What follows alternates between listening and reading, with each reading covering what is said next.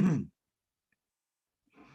right, so I'm gonna make this one quick. Okay, the draft is coming up here. I just talked to everybody for a little bit that joined in on that Zoom, so I appreciate you guys. I'm gonna make this one quick because we're gonna go through a lot of stuff tomorrow. Okay, I want to start off by presenting you. I want to present to you like a little history of the last month. Okay, and I think it's important to put things into perspective, guys, because I think that what happens, it's very easy. I know from being on the road every single day, it's very easy when you see things going on, you see struggles, you see good days and bad days, and you know that, hey, we used to average two a day, so man, if I'm getting two today, that's pretty good and whatnot, and that's fine. It's fine. It's a fine amount of leads to get. It's fine, right? If you're getting that every single day. What you're putting on yourself, though, is you're putting on yourself the pressure to have to get that every single day, to never have a bad day because you're only averaging average. And so the question is, how can we move past that on a daily basis? And I think that a lot of you guys have answered that question. I mean, a lot of you guys getting back into this that have answered this question. Think about it. We started from scratch back from a year plus hiatus on like March 15th or something like that, or March 20 something rather. We went out there in the first couple days, it was banging. We got, 5 leads apiece. Every person, man, was getting 5 or more leads. It was great. It was absolutely incredible, crazy. And that went on for weeks. We showed through that couple weeks, we could do that every single day. And it didn't affect the amount of demos that we got in a negative way. Everybody had a lot of leads running every single week. And we've seen that maintain. I do payroll and I'm like, wow.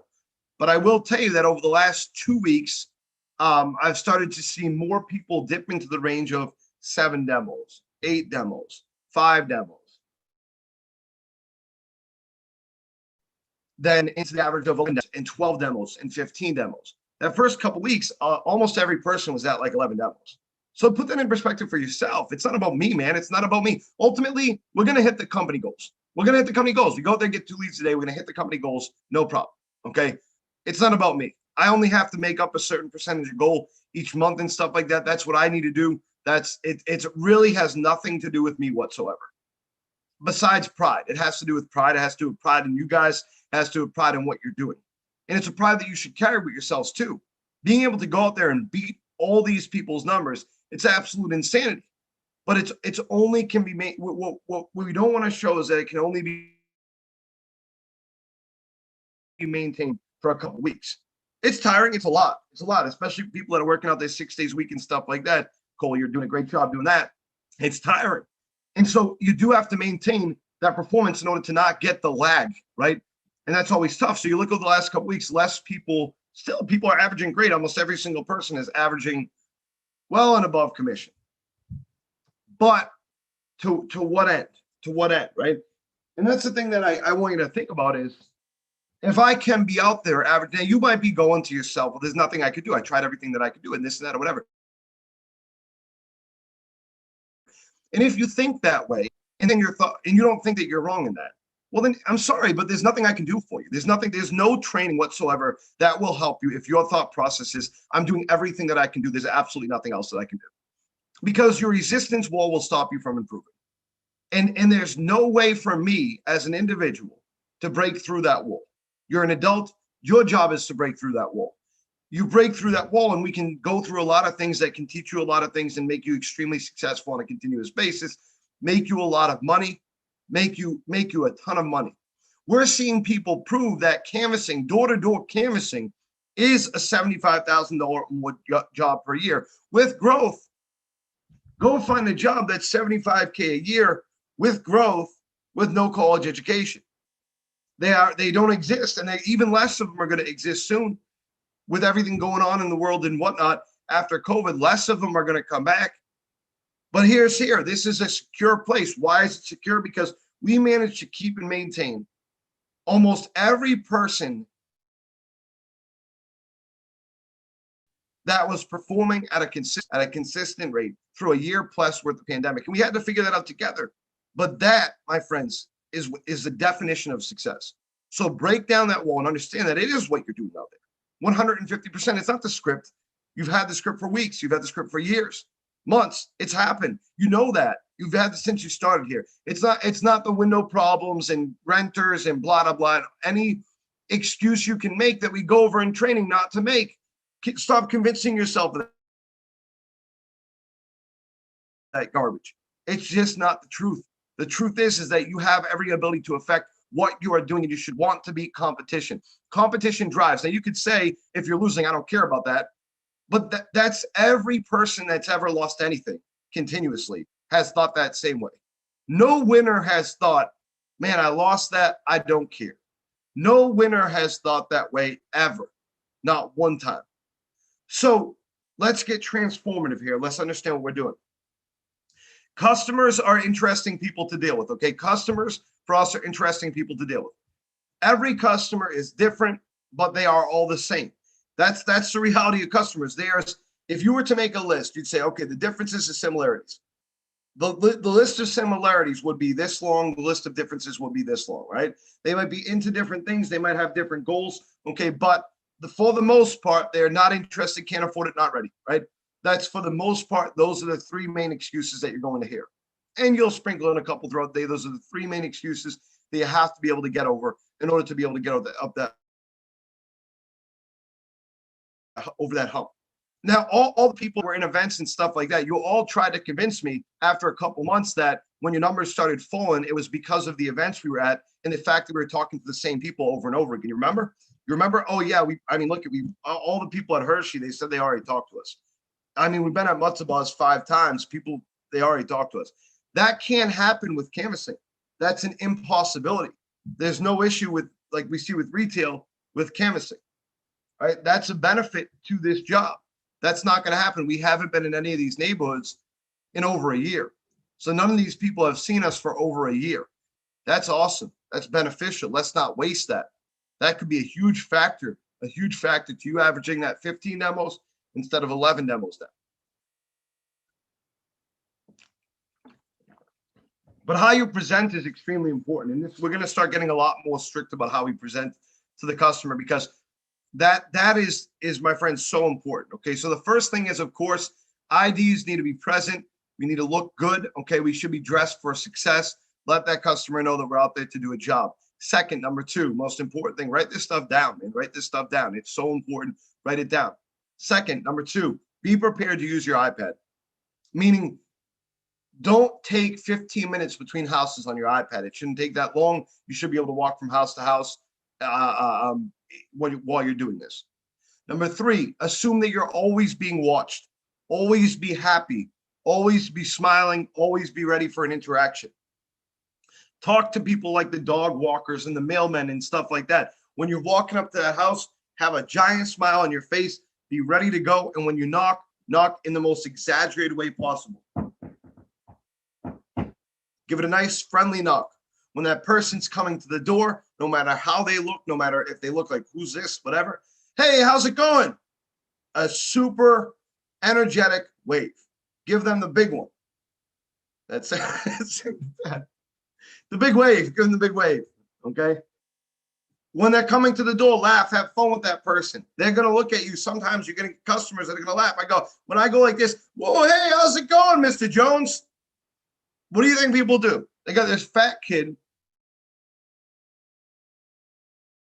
on their door. Kid, 31-year-old, fat 30-year-old with tattoos going, oh, hey, what's up? What do you think the reaction is? All the time, it's, what the hell? And I laugh with them. Yeah, sorry, I'm a little bit wild sometimes, sir. My name is Paul Duffy. I'm with Renewal by Anderson. How are you? Now, you can ask how are you. You cannot. How are you is a dangerous question. I've said that before, so maybe you skip that. Good afternoon, Mr. Jones. Right? Don't apologize for being there. I'm sorry for taking up your time. I know I'm inconvenienced. So get rid of that. Come on, get rid of that. You're not an inconvenience unless you make yourself an inconvenience, man. You're there to help that person. Stop making yourself an inconvenience. It's a dumb thing to say. Get it out of your head. Get it out of your head. No, you're not an inconvenience. You're starting off in a negative way. You're telling that person that you suck. What do you want them to say? Yeah, thank you. You're an inconvenience. You're right. Thank you. Have a great day. No, they're not going to react well to it. They're not going to react to it usually. So you might go, nah, man, no customers ever react negatively to that. No one reacts to it, right? But they will react positively to certain things too. So good afternoon, Mr. Jones. My name is Paul Duffy. I'm with Renewal by Anderson Windows. We just did some work actually right down the street. You might be familiar, right down on the corner, 123 Main Street for Mrs. Smith. And the reason why I'm out here, sir, is it looked like you had the same vinyl windows, right? The same vinyl windows as Mrs. Smith. And most of the neighborhood, by the way. How long have you lived in the home? I just moved in a couple of years ago. Oh, a couple of years. Awesome. Well, seems like a real good neighbor. You must enjoy it, I'm guessing. Okay, great. I just want to point out a couple of things I noticed walking up here, sir. First thing I want to point out, I'm not sure if you're familiar at all, but you know these two holes down here? Have you noticed these on your windows before? No, I haven't. I don't pay much attention to windows. All right, well, those two holes down there, a lot of people say the same thing. Well, those two holes down there are called weep holes. Okay, now that's a drainage system for the vinyl windows, and it's never effective, Mr. Jones. What happens is the water gets caught in there, can go into the frame of the home and start to rot out the frame. You never even know it. That's the problem with those things. Now, I have to ask you, sir, most of your neighbors that I've talked to have had issues with drafts in their windows, sometimes just a tiny bit of hot and cold spots. When you get real close to that window there, I'm guessing that there's a little bit of a draft in some of the windows. Okay, what rooms? They might say no. A lot of times they do say no. I haven't really felt that. Well, you've lucked out them, sir. I'm guessing you don't spend much time next to your windows, right? Make a joke out of it again. Okay, cool, sir. Well, look, you've been here for a couple of years now, so you've been through a couple, so you know your house better than me. Most of the neighbors have said that have lived here for like 30, 40 years, have said the energy bills have gone up ridiculous because of the windows, and that's why a lot of them have started to get the windows replaced. Continue to point out what all the neighbors are doing. Neighbors are getting the windows replaced. Actually, as a matter of fact, I set up an appointment for Mr. Smith right down here. Mr. Smith was telling me that his windows were real bad with that. Now, another problem. Now, by the way, don't over exaggerate. Don't make it, oh my God, the windows are all falling apart and so on. They're not. No, when you set a lead, get the genuine information. Go to the window problem notes. When you go to a house that we've done, ask the person why they got the windows done. Utilize the information that they gave to you.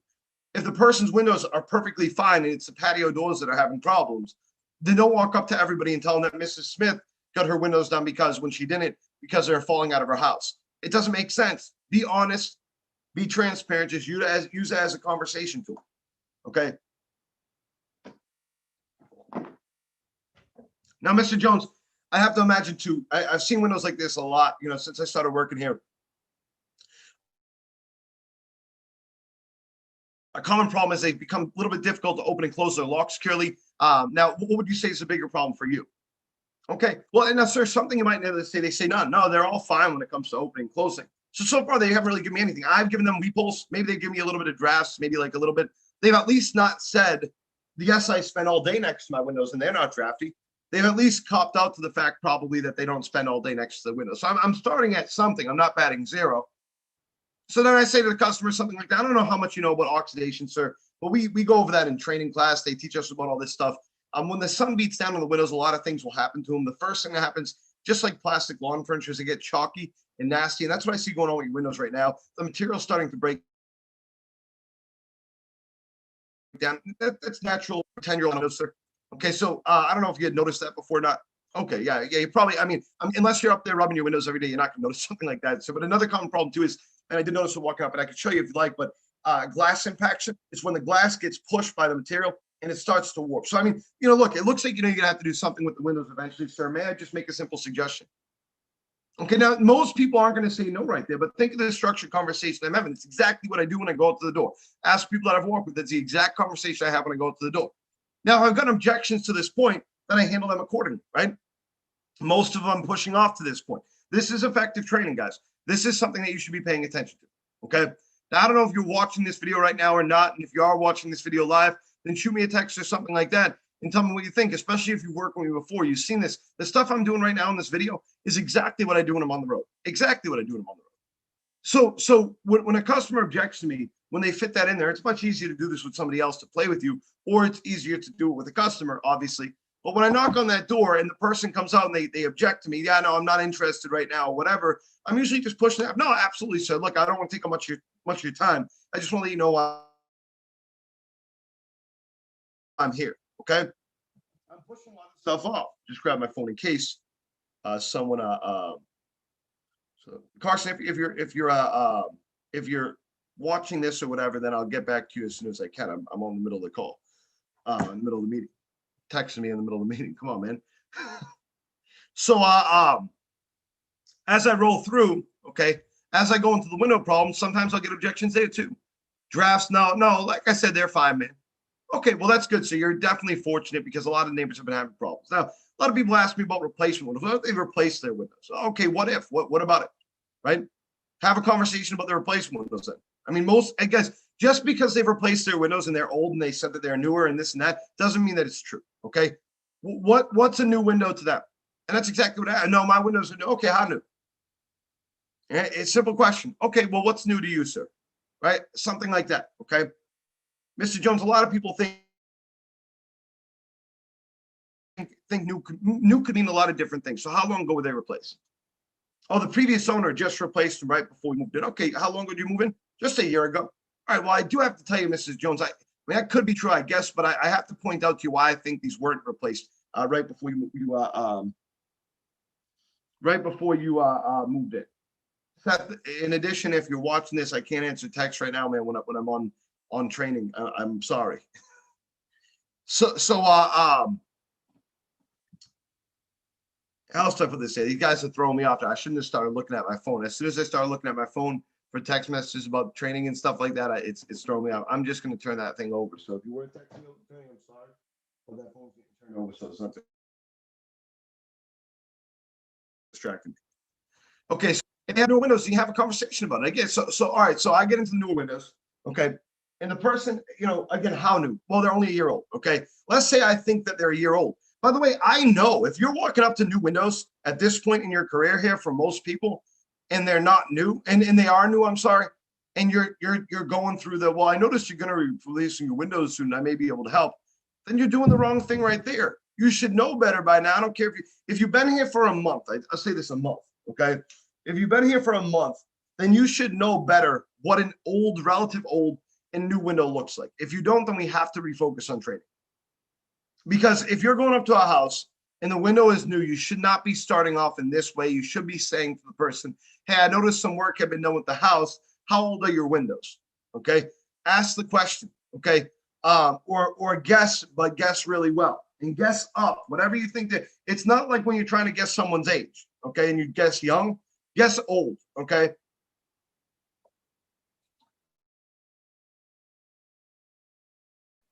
Yes, I know someone's a better, what, 12 years old or so, 15 years old? Oh, no, they're only 7 years old. Oh, okay. Okay. So sorry. I mean, it's hard to tell with vinyl sometimes. Sometimes they wear down a lot quicker.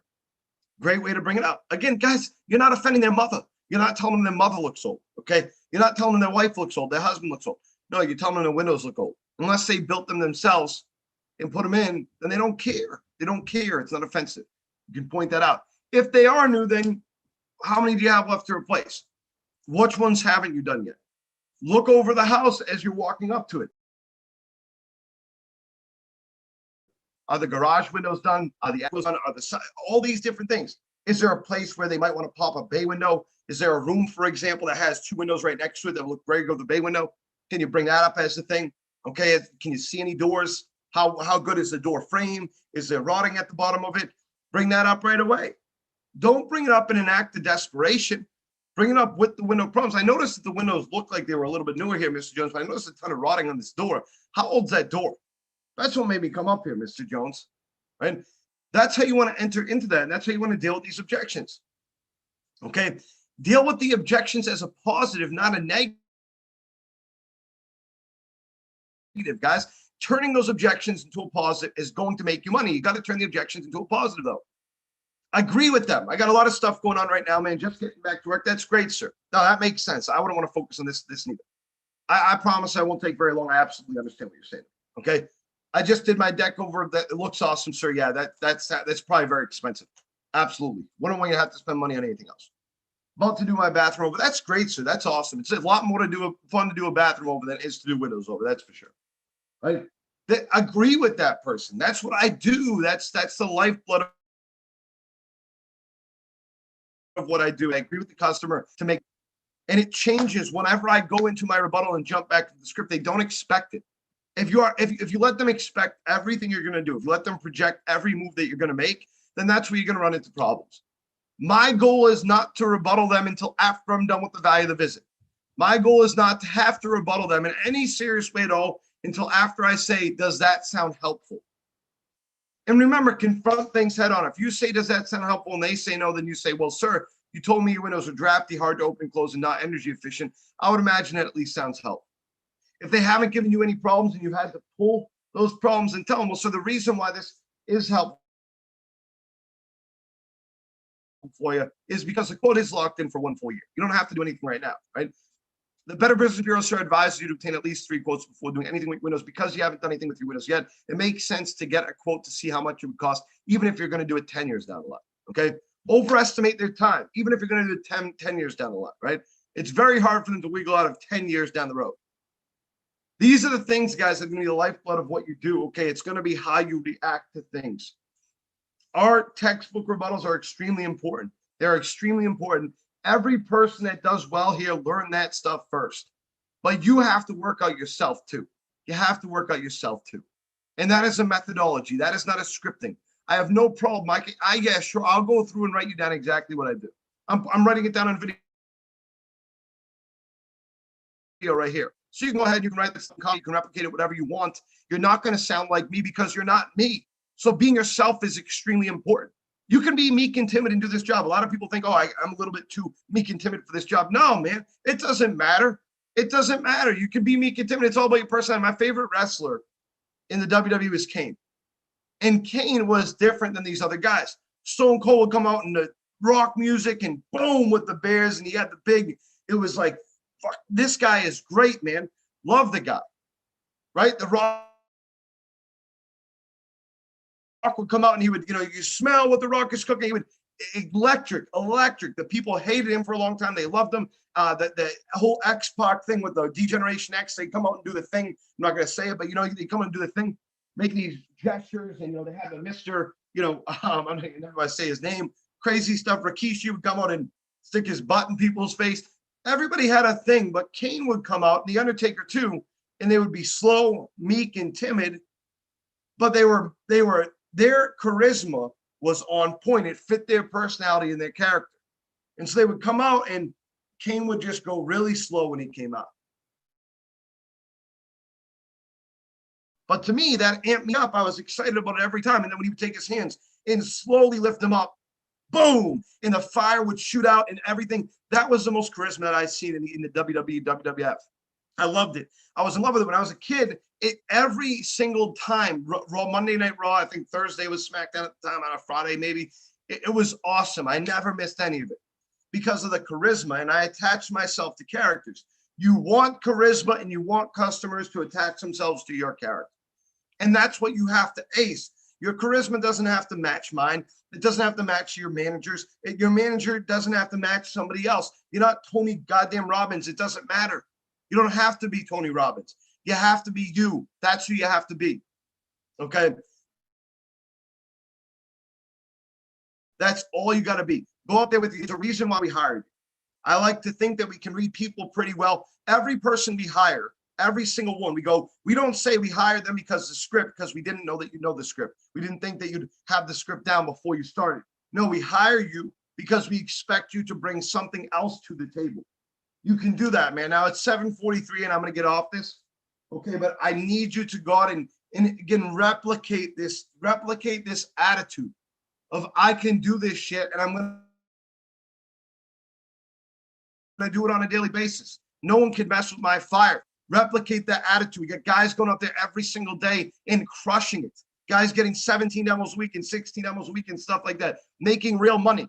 Make door-to-door an $85,000, $95,000 a year job. That's what you can do. And replicate that. Grow that. You do that and you move into management. You'll make more money. These jobs, they're all compatible with each other. Push, push, push. Let's do it, guys. You got to push yourself, turn yourself around, do the hokey pokey, and understand, guys, be yourself. I don't mind acting like a weirdo because it doesn't matter to me. I don't care what any individual thinks about me. You need to stop carrying yourself like you're some tough guy that can't handle training, can't handle criticism, and you're just that sad, depressed kid in the corner that doesn't want to associate with anybody. You're too cool. Okay. Nah, come on, man. Drop it. Drop the attitude. You got this. You can do it. Okay. Your attitude should be, I'm gonna fix my stuff, because that's what the best, most productive people in society do. And you are those people. You do job, guys, that is tough. Sometimes you do a job that can be grueling every once in a while, but you do it well. You're the best in the country at what you do, and just keep rocking it, man. Reach out to me if you have